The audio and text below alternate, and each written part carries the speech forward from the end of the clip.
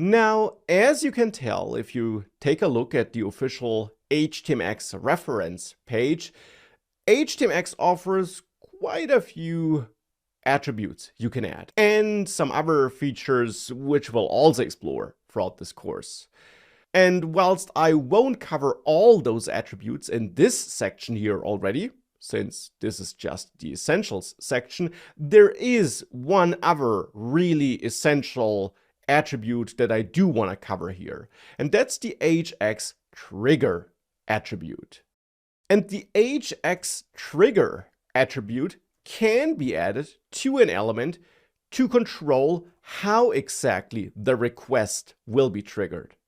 So hxGet defines which kind of request, a GET request to this path, should be sent, and hxTrigger then configures when that request should be sent, so how it should be triggered.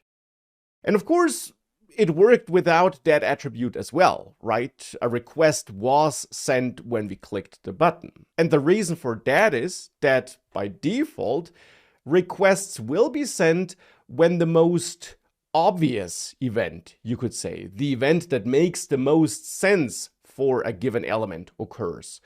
For example, for a form, that would be the submit event.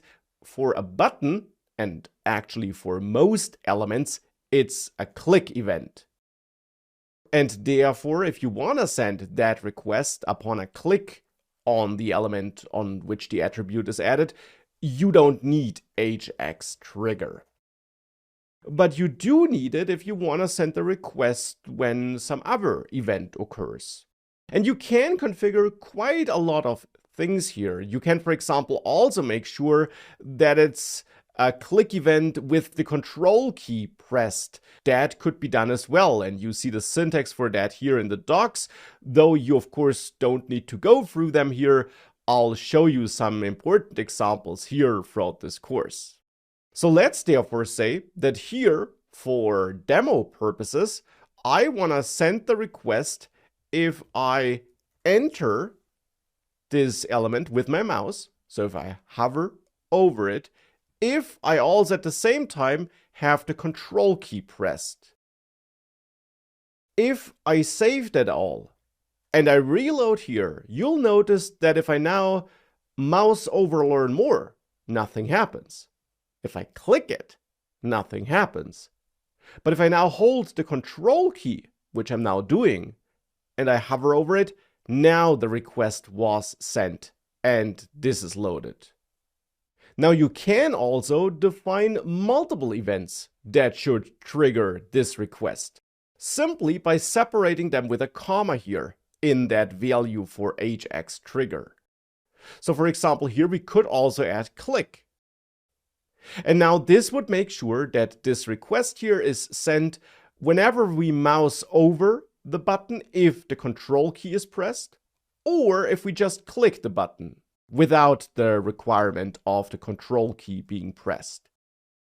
And with that, if I save that, if I reload this page, you'll notice that if I hover over it, nothing happens.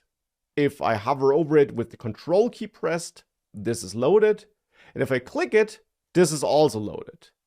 And that's how you can use hxTrigger to configure in detail when exactly that request is sent. You don't need it if you're happy with the default, which in most cases is a click. But if you have some other specific event for which the request should be sent, hxTrigger is your friend.